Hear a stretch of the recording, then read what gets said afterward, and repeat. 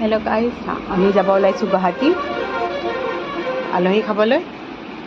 মোৰ মাহীহঁতৰ ঘৰত লাহে লাহে থকাকৈ যাম। চাই থাকিব।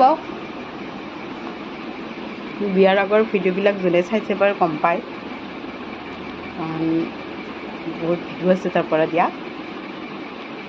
চাই থাকিব। আমি আহি পালোঁ, এইবাৰ চাহ তাহ খালোঁ বাৰু, ভিডিঅ' কৰা নহ'লে, পিছত মনত দেখাম বাৰু।